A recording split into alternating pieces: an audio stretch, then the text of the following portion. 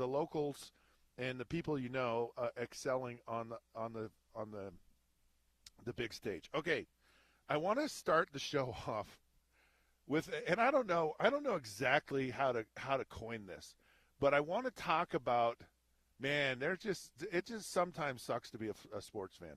Like, there are just some days where you're just like, man, I shouldn't have got out of bed today. Now, one of those, of course, is the folks in Philadelphia. Now, I'm grinning as I say this because, let's face it, I hate Philadelphia. Okay, and I'm not ashamed of it. I'm not embarrassed by it. I know hate is a strong word, and so I won't use hate. I strongly, no, like very strongly, no, like vehemently strongly.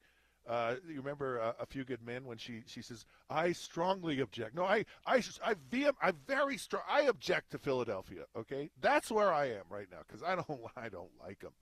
I don't like them, and they had a tough day yesterday. The fans in Philadelphia had a tough day. They had 3 of their 4 major sports programs going on, and they all lost. In fact, the games were going on at a certain point at the same time. Could you imagine, like, if you're a Philly fan, a fan of the Philadelphia teams right here, you were losing your ever living mind. You were hating life. Oh, I feel so sorry for you. I feel so sorry for you. Oh, my heart breaks for you. Please. Anyways, so the Phillies, they were ousted out, and on a really bad play, right? And they lost to the Dodgers, and the Dodgers move on. And I cried a little bit, like I cried an alligator tear. Now I'm a Dodgers fan, so I was happy about that. I'm actually, believe it or not, I'm actually a Phillies fan. I like the Phillies. I really do. I actually do, but I strongly, vehemently dislike Philadelphia. I have not had, I'll just tell you, I've never had a good experience in Philadelphia. Like, I've never had.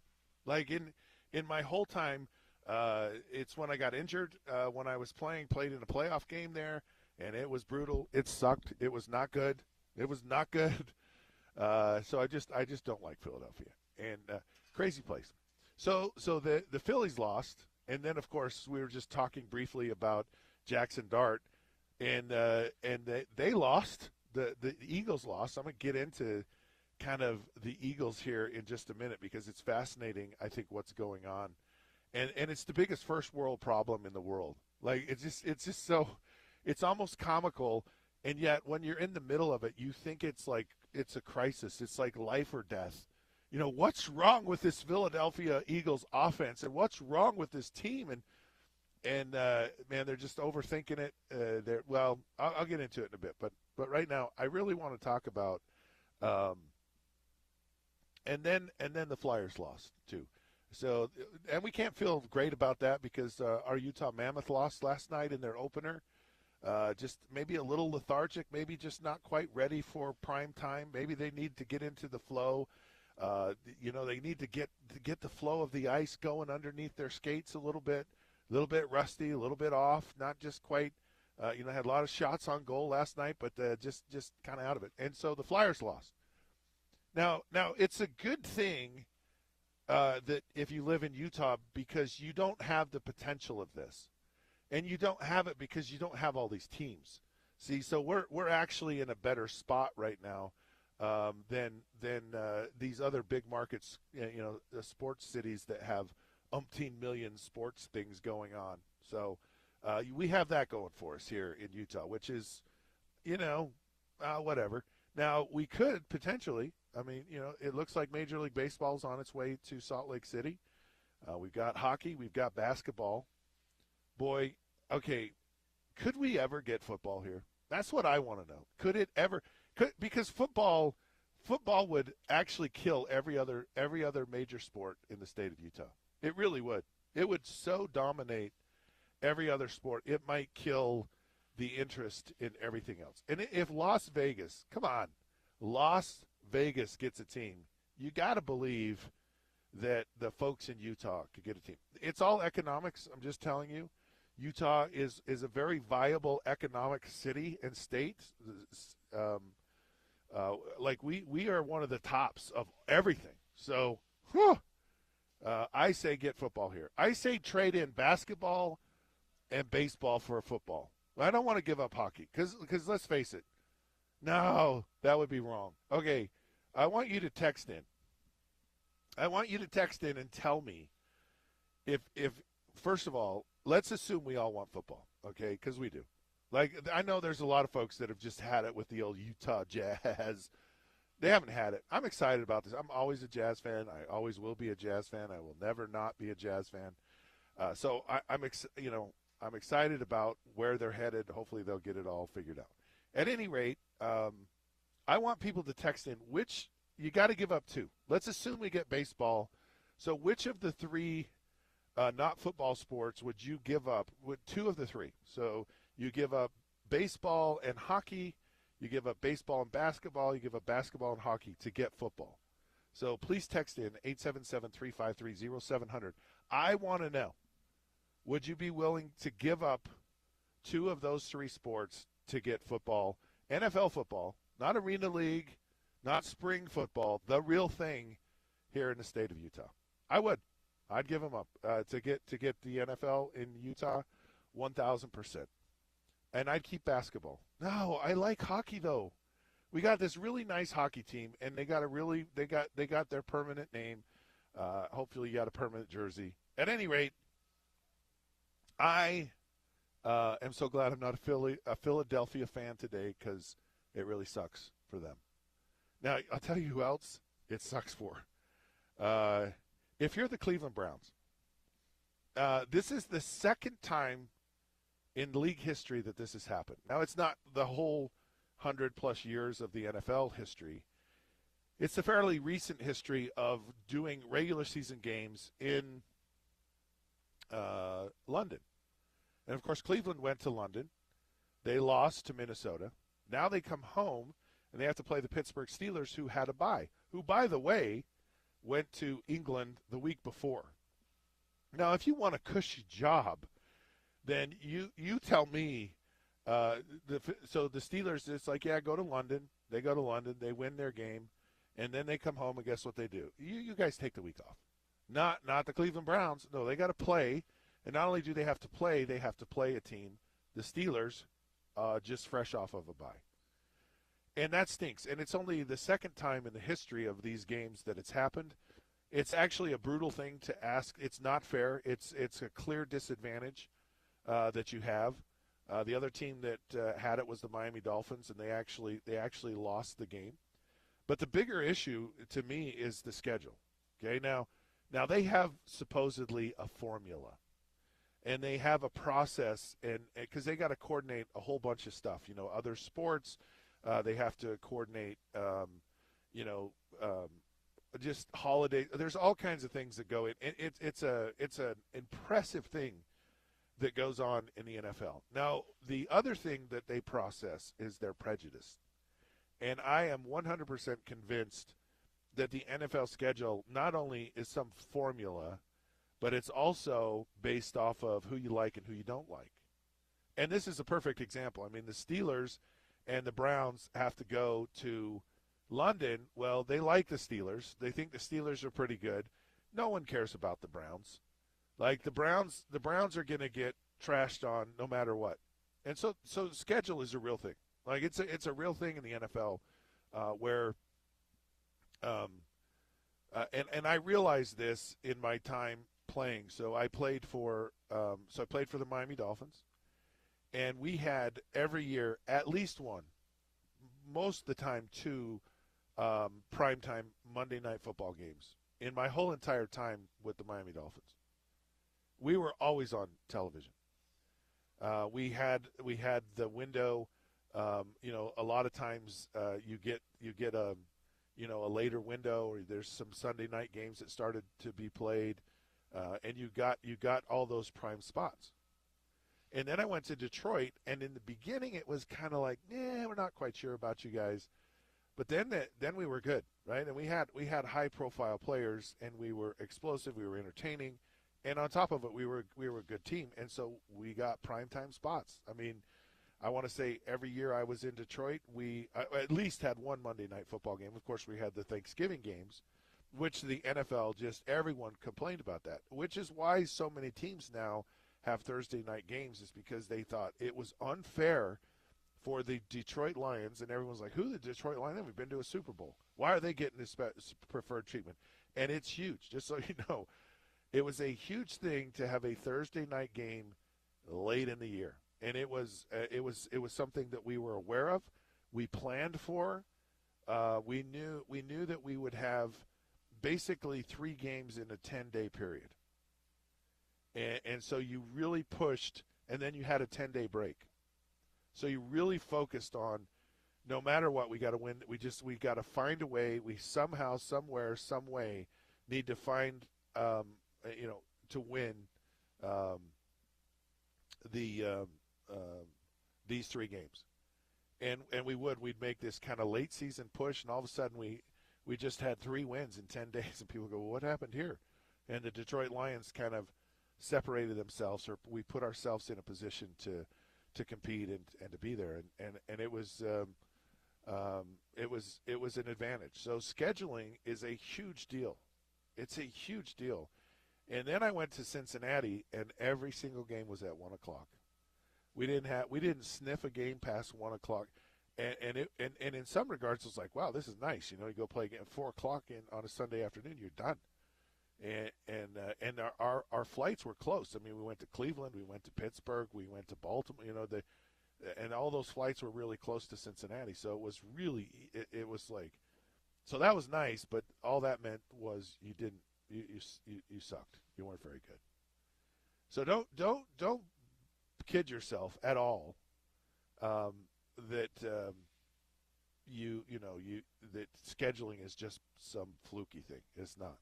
The NFL is not stupid. In fact, the most brilliant thing the NFL does is Sunday Night Football. It is the most important, most popular thing on all of television. Streaming, regular television, I mean, you name it. Like, it is the most popular thing. And they make sure they get the very best game. Like, it's like, nah, we're not putting on the Jets and the Dolphins. Like, it ain't happening. So we're going to get a good game. So kind of sucks if you're Cleveland, because you're always going to get the short end of it. Here was another interesting thing that came up, and it was about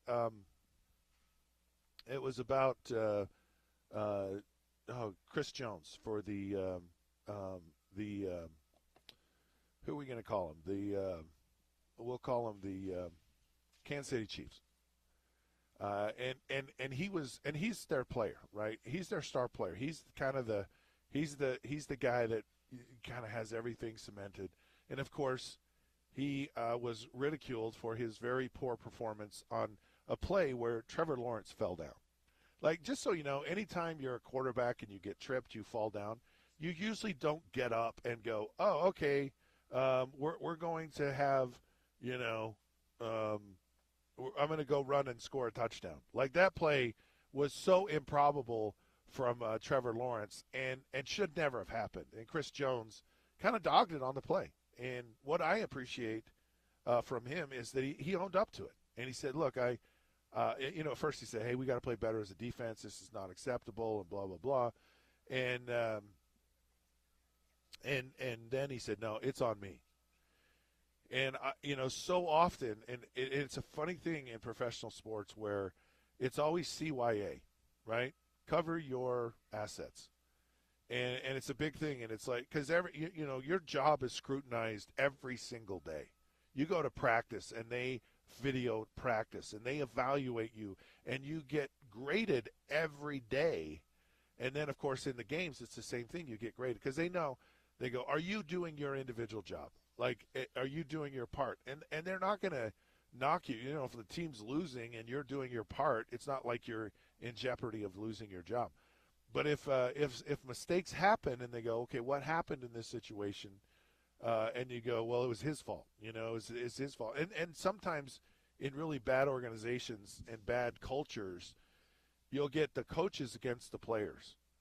I mean, I went through that. It wasn't my last year. It was the last year that Wayne Fonts was coaching in Detroit, and it got ugly. Like it was just like the tension was so thick, and you gotta if you could picture this, you go to meetings, you sit in an intimate setting, in a room, in a closed door, and you're having dialogue back and forth, a lot of dialogue, and it's about each situation. Here's 1st and 10. This is the passes and the runs, and here's 3rd down, and here's the red zone, and you're going through this for a week. So every day, and you're in there all day long, and then you go to practice, and it's a very close association. And the coaches are sitting there going, "Hey, I'm doing my job. Like I'm putting together a great game plan. It's these stupid players, they're not executing the game plan." And then people go, "Well, if they're not executing the game plan, that's poor coaching." And anyway, so it's like who's right and who's wrong in this situation. And so often, it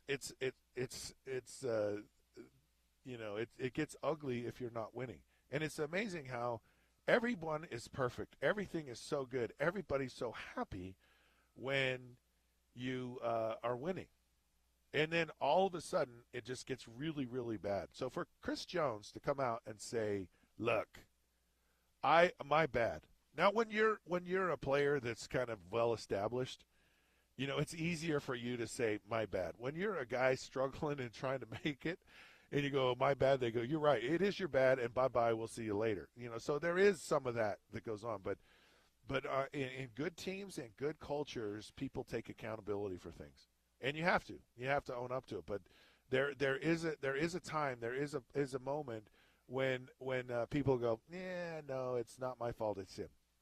And so often it's kind of funny when it's like the quarterback center exchange. Now today they're in the shotgun so much that, clearly a bad snap is on the center, but a fumbled snap is on the quarterback. If he gets a good snap and he drops it, then clearly we know who it is.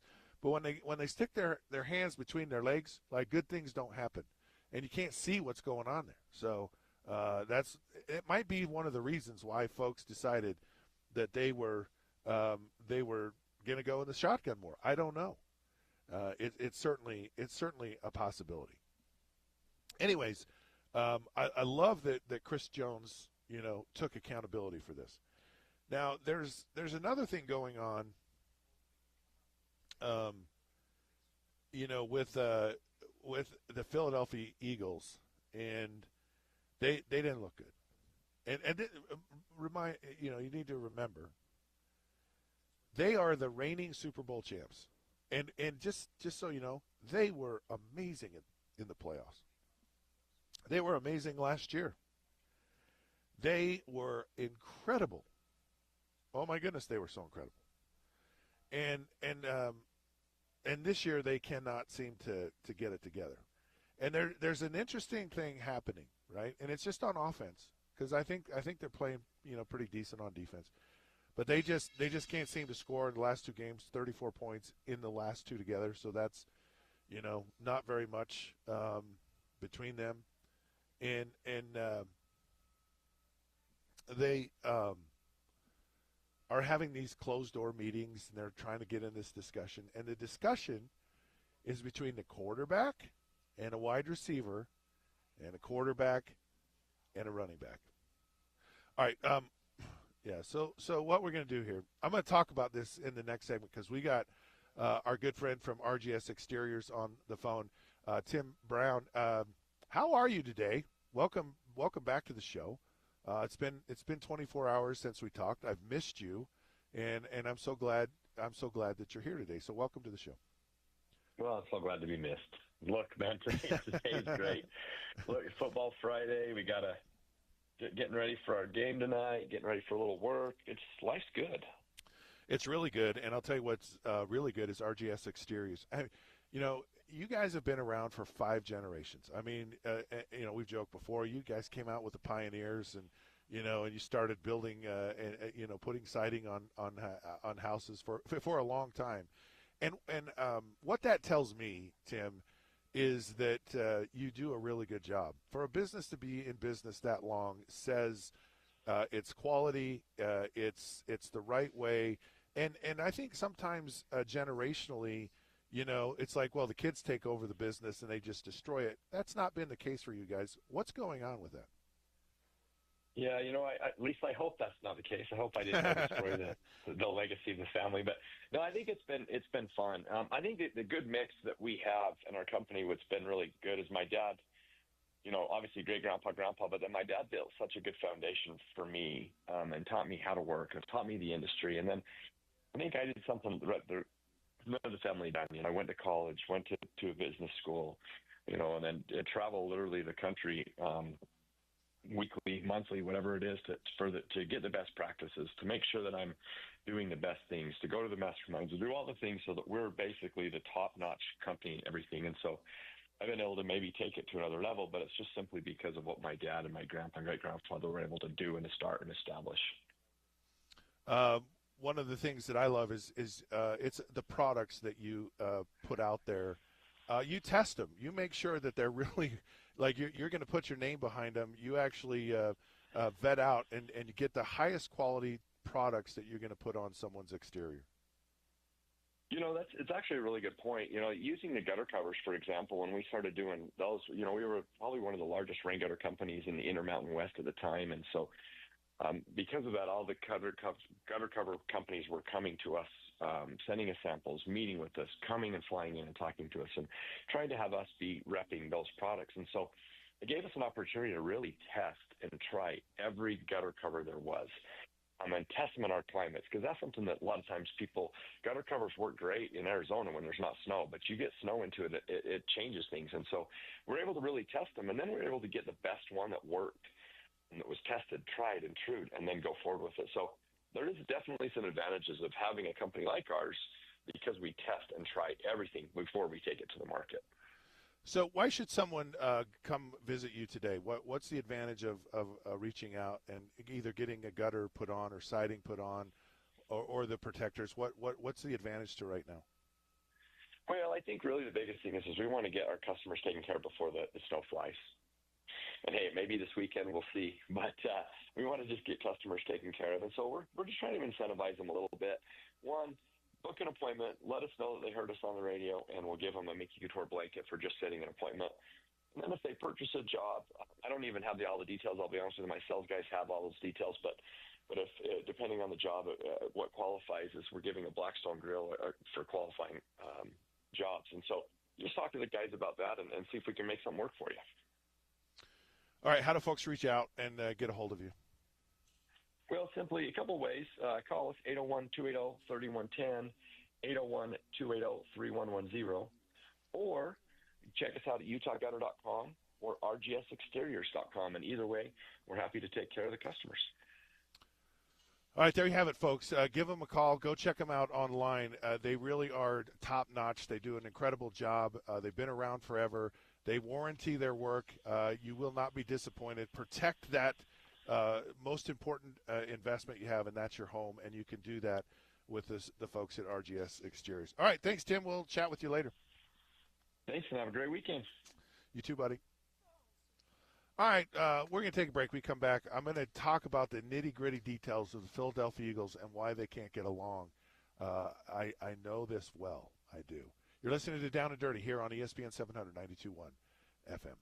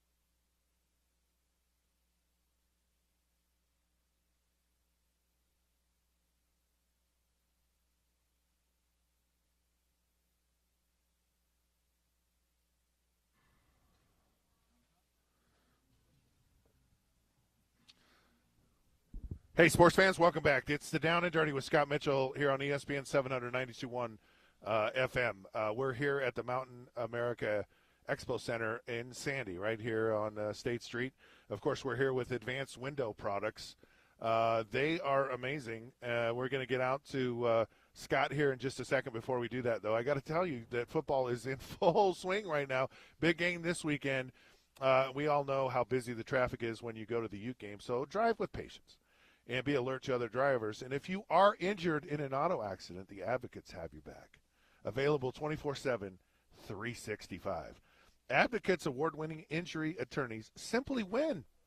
If another driver's negligence leaves you injured with medical bills that you can't pay, you need to call the injury attorneys at the Advocates. No cost consultations. You'll never pay a dime out of pocket with the Advocates while they're working to recover the compensation you deserve. They also deal with things like if you get in a motorcycle accident, you happen to be out jogging, if a dog bites you, they've got you covered. Please drive with extra caution when dropping the kids off at school. Hey, Ute fans, you didn't deserve to be in an accident, but you do deserve an advocate. Call 801-355-5550 or go to UtahAdvocates.com. Go Utes. All right, we're here at the Mountain America Expo Center in Sandy, and the home show's going on, and our good friends at Advanced Window Products, of course, they are here as well. And I'm with Scott Murdoch. He's well, if you watched a commercial recently, which I did, he's actually famous. He's famous in a commercial for being on. He's a football player, and he looks like one. And so, of course, he's joining us right now. Welcome, Scott. How you doing? And I'm doing great. Yeah, it's a Burt Reynolds lookalike you from nailed Longest it. Yard. No, you nailed it. I was so impressed. I felt like, wow, this is a real locker room right here. So a great commercial by. They were fun. They were fun to make. Yeah, that's a whole new group of ads that we're going to be running all fall, actually for the next year. So we're excited about it. Yeah, very very cool stuff. And Advanced Window Products has been around for 39 years. It's a locally owned company, and you have some incredible things going on. Tell us about some of the specials you have. And so we're really excited. One, we're here at the home show. Just remember booth 429. Come see us. You can see all our displays, and we can give you the rundown there. But Nate Orchard, one of the owners of Advanced Window Products, he's going into the Hall of Fame, University of Utah which tonight. Is awesome. It's an amazing, opportunity, and for him, and so we're having a little celebration here. So we are going to offer our biggest sale of the year, and this is perfect time because it's fall, winter's coming. It's the best time to get those windows done if you feel that cold draft. So we are offering $3,500 off. What? It's if you have 10 windows or more. It's a massive sale. You've got to come. You've got to either call us today, come by the home show, and $3,500 off the Nate Orchard Hall of Fame celebration sale, and you cannot beat that price. Plus, with the lifetime warranty, that's guaranteed on the labor, the parts, everything out the door. So we guarantee our windows for life, and at that price, it's tough to beat. It's totally tough to beat. Look, I've had these windows installed in my house. And they're top quality. They're great to work with. It's a local company. They actually build family-owned. Yep. I've been to the factory. I've watched them build the windows. They do an incredible job. And that lifetime guarantee is just an incredible thing. Yep. And so all you need to do, write this number down: 801-850-9100. That's 801-850-9100, and we can just get you. All you have to do is just get set up. You lock in that savings at $3,500 off, and then we'll have someone come out. It's a low pressure estimate bid, and we'll just give you that bid right on the spot, and then you can decide when you want to get these windows done. Windows can be an energy drain. It can suck the life out of things. There's financing available. They'll take care of you. Nate and Jake do a phenomenal job. So absolutely. Go give them a call, 801-850-9100, or go to advancedwindows.com. All right, thanks, Scott. We appreciate it. We'll chat some more later. All right, coming back to the show here, we have an interesting development that happened, and it's so fascinating. It's like it's the biggest first world problem in the world in sports, and it's happening with the Philadelphia Eagles. So the Eagles are They're of course the reigning Super Bowl champion. They were on display last night. Didn't play well. Had a meeting earlier in the week, and the challenge with the Eagles right now is really they don't know who they want to be. You know, the NFL right now is a passing league, and they decided that they were going to be a running league. And Saquon Barkley was a tremendous player for them a year ago, still a tremendous player for them. I mean, it hasn't changed. And so, but then they have a wide receiver, and he's like, I'm A.J. Brown. Like, I'm pretty freaking good. And everyone's pretty freaking good. And so, how does your offense work? And boy, have I been in this situation before. And it is the most, it can be the most damaging, frustrating, awful thing in the world. So I played on a team with a guy named Barry Sanders, and he was amazing. As a runner, unbelievable. But he had a unique style of running, and he had a unique style because he was small. So just so you know, every player who plays in the NFL has kryptonite. They have a weakness. Everyone does. Everyone has their weakness. And the coaches and those coordinators, they scour through your team, and they analyze, and they assess, and they find your weakness. Belichick was so good at this. He said, this is your weakness. This is the thing that you don't do well. We're going to make you do that. And if you can do that and beat us, then more power to you. And so as great as Barry Sanders was, he was not a guy that was going to run inside the tackles. And he was also a guy that, and because of that, he did not get you the tough 4 or 5 yards like an Emmitt Smith or some of the other backs of that time. And yet, every seat in the stadium had a sign with Barry Sanders on it, and this and that and whatever. And rightly so. I mean, he's an incredible player. But it's challenging when you're trying to figure out, do we run or do we pass? And I guarantee you this is what's going on in Philadelphia. Because Saquon says, I'm Saquon and I want to be the guy.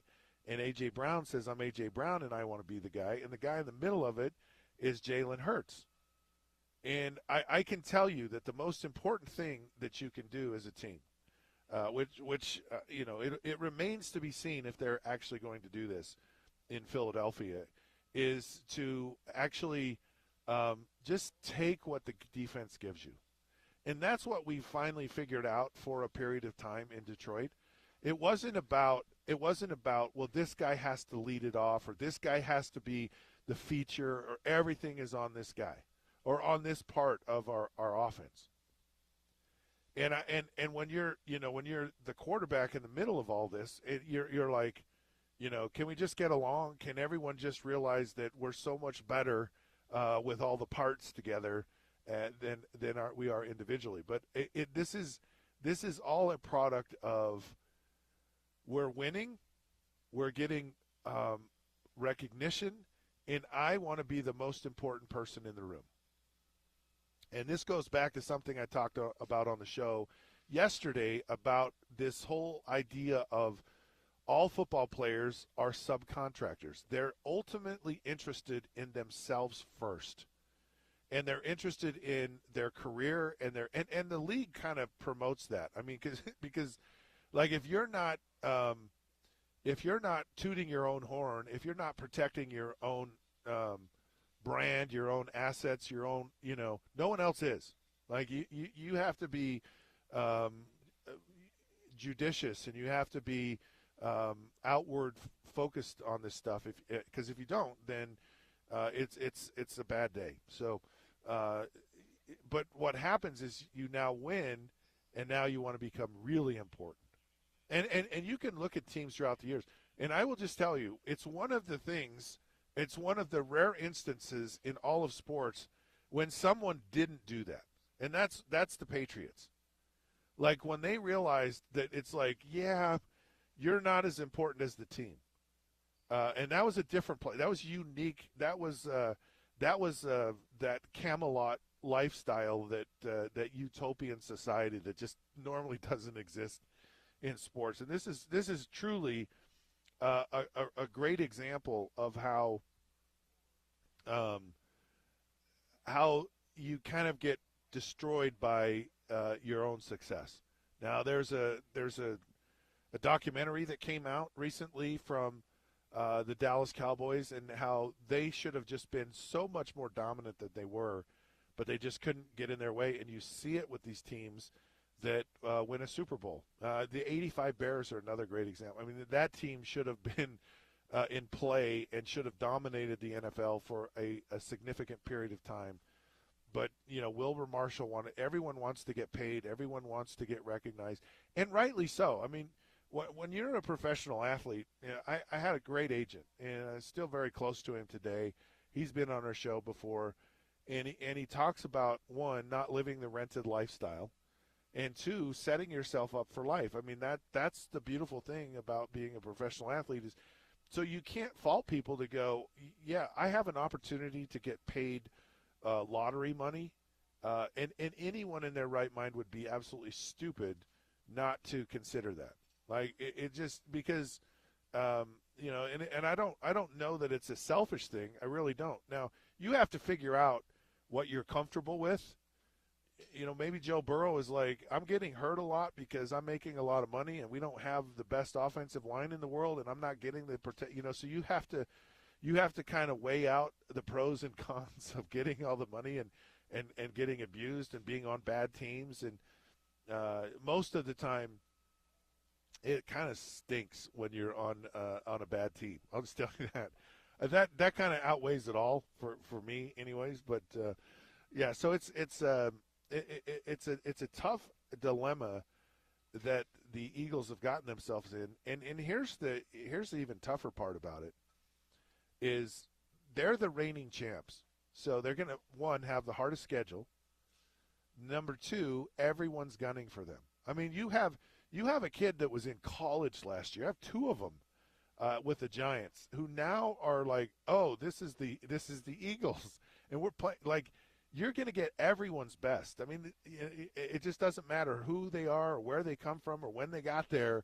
They're going to bring it when they're playing the Eagles, and so on top of your own inner dysfunction, you're also having to deal with outside enemies that want nothing more than to kick your trash, and so it's I know a lot of people who've won a Super Bowl and go, winning it is one thing, repeating is almost impossibility. It's a brutal thing to actually have happen. So I find that so fascinating about everything. All right, I want to touch on the NFL schedule here for just a minute, and kind of go over some of the games that are happening, and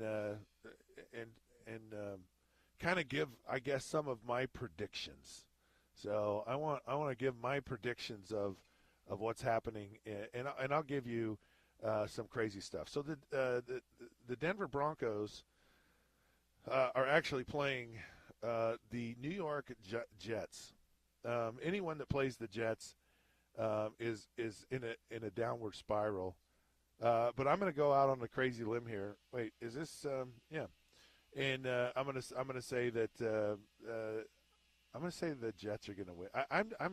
I'm really. This is actually in London. Nah, I think the Broncos are going to win this game. Never mind.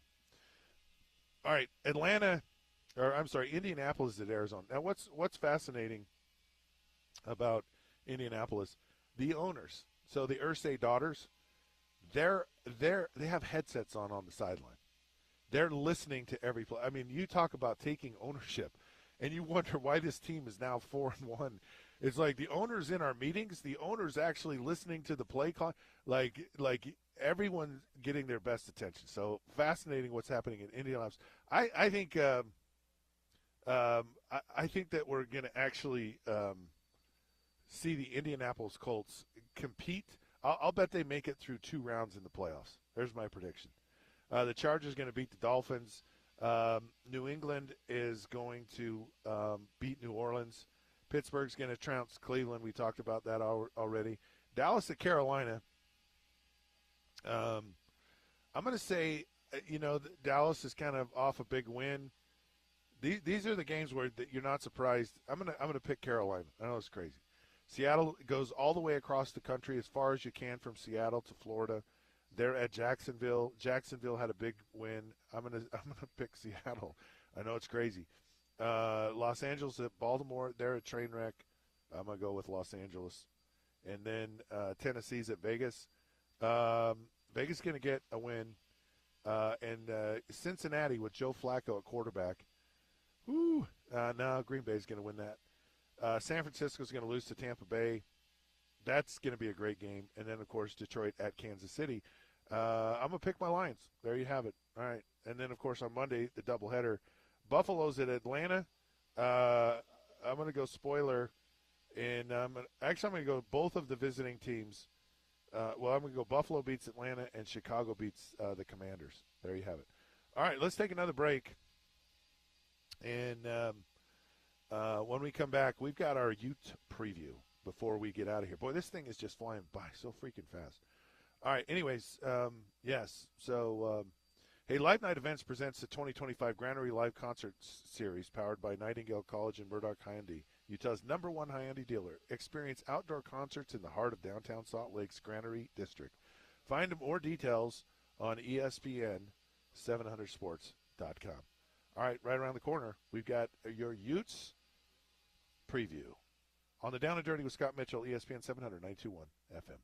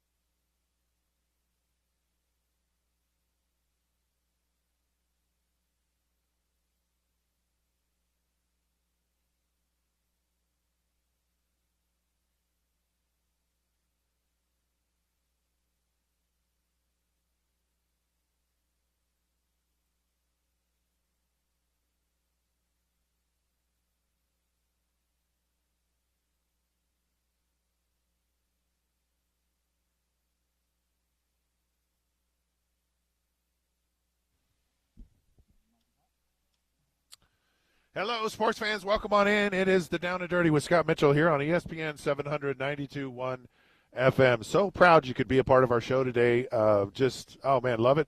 We're here at the Mountain America Expo Center in Sandy. Advanced Window Products, their booth. So come by, say hello. Nate Orchard, Salt Lake City Mayor. It's stall 429, by the way.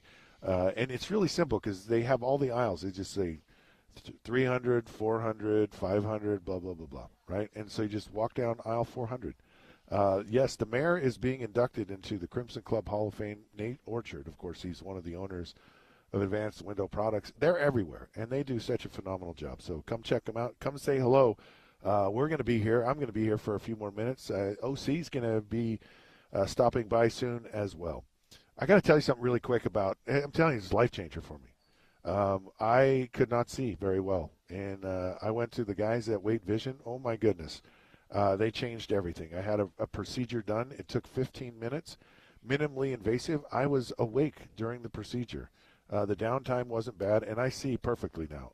And my life is reading on a phone, as are all of our lives, and looking on a computer, and I don't need glasses. I don't need anything. It's just amazing. They do an incredible workup. identify what your challenge is with your eyes. They do all vision correction surgeries, and they will take care of you. So go check them out. waitevision.com, W-A-I-T-E vision.com. All right. Hey, the Utes are playing tomorrow, and this is wow.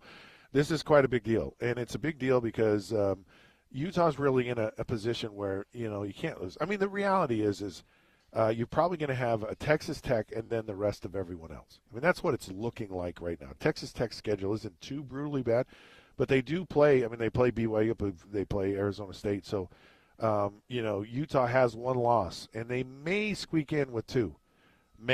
But more than likely, there's going to be multiple teams with two losses in the conference for that second team to get in the championship game. And if that's the case, then you're hoping, and you hope you have strength of your schedule. You hope all the tiebreakers, they all work, everything fits nicely. And I don't know that's necessarily the case. So they are so there's a lot going on in the conference. So this is a big game. Now Sam Levitt apparently is out. This is huge, and this is just massive for this game because. And if it's the case, you never know. Like, a miraculous recovery, all those crazy things, and so you just never know. But if he's out, it's a big blow for Arizona State. And you have to be careful with this, because if you do get this information, you can't all of a sudden go, oh man, we got this one in the bag. Like you have to show up. I think Utah maybe learned that lesson against Texas Tech. They get their starter out of the game, and then they're like, oh yeah, we got this one won, and the backup guy goes off on you. So we don't know much about the backup at ASU, but you got to assume that you're going to get the best from him. He's going to be fired up. Now, one of the things that's a challenge is got to figure out rain. Rain's going to factor in this game, and the rain might even be one of those things that it might delays the game. And if that's the case, that's really scary because you lose momentum. You got to figure out how to adjust to adversity, and I think that's one of the big things about this game is that adversity is adversity meaning, hey, you got a different quarterback, it's a weird night, it's a late night, and you really have to kind of be on your best behavior is really the important thing. So now Arizona State, and this is the challenge because the quarterback's been a big part of their running, and Arizona State a year ago with Cam Scatteraboo was very good running the football. The way for Utah, in my humble opinion, to win this game is that, of course, you got to stop the run, and you got to stop big plays. Jordan Tyson, their wide receiver, is special. And he's a guy probably be a top 10 pick in the NFL draft, and he's a guy that you got to limit the plays. Now, if you remember a couple of years ago, Utah goes to USC, and they knock out their first guy and their second guy, and they get to the third guy, and all he does, he throws 3 passes in the game, and they're all touchdowns, and he basically says, okay, here's what I'm going to do. I'm just going to chuck it up to my good player. And that's what you can't have happen in this game, because that's probably the reality of the best option for this young quarterback to come in who hasn't played or hardly played in the game. So it's about eliminating those big plays, because that wide receiver can get open, and you want to keep it to a minimum, him actually getting open. So it's really, really important that you do that. And you got to deal with the rain, and dealing with the rain means you got to take care of the football. So you got to eliminate big plays, and I don't care if you just go, we're going to put 3 guys on Jordan Tyson, like, or double something, because when you just have limited, when you bring a young player in, he's going to just run around, he's not going to be very consistent throwing the football, and he's just going to look for, look, I'll just chuck it deep to our best player, and that's not a bad option, by the way. So you really have to eliminate that, but it is going to be bad weather, and you have to prepare for it. Now, it's funny watching some video from Sam Levitt this past week before he was not available, is they were soaking down the footballs, and they were making him throw wet footballs. And I think it's kind of ironic. You have Arizona and Utah, 2 of the driest states in the United States of America, playing a football game in soggy weather. Like something seriously wrong is going on here if that's the case. But nonetheless, it's what you have to deal with. And teams that are savvy, teams that win championships, face adverse situations. It's not always just roll out of bed, everything's rosy and all exciting. And so you got to learn to deal with this and really take care of the football. And then for me, it's Devin Dampier. He's got to find a way to really create a lot of offense. And I say that because of the weather conditions. And so Utah being able to run the football, and I think the quarterback being able to run the football can be a huge difference in this game. So that'll be, that to me is what needs to happen for Utah to win this game. I believe, the line jumped. It went from 4.5 to 7.5 when they found out Sam Leavitt was actually not available. So you definitely, the quarterback being out is going to have an impact. It's huge. This is a great break for Utah, because what happened with Sam Leavitt is when they needed a play with him, he got it, and that was massive. So, all right, really quickly before we get out here, I just want to go around the Big 12 and just kind of look at what's actually happening and who's playing whom. One of the things, I guess, that BYU has not played anyone. I think, I don't want to call them overrated, but we just don't know who they are. So UCF is at Cincinnati. Cincinnati's that sleeper team. There's always one team in the Big 12 that's just a sleeper team. So, it's watch out for them. They're going to be here in a couple of weeks. Houston's at Oklahoma State. Houston thought they were better. Iowa State's at Colorado. Dion, it looks like it's a disaster at Colorado. It could be ugly. And Colorado's got a pretty tough schedule moving forward. TCU at Kansas State. Kansas State, huge disappointment. I think TCU will probably be a good team there. And then of course you've got Kansas and Texas Tech. That should be a pretty good game. Tech's going to lose a game somewhere.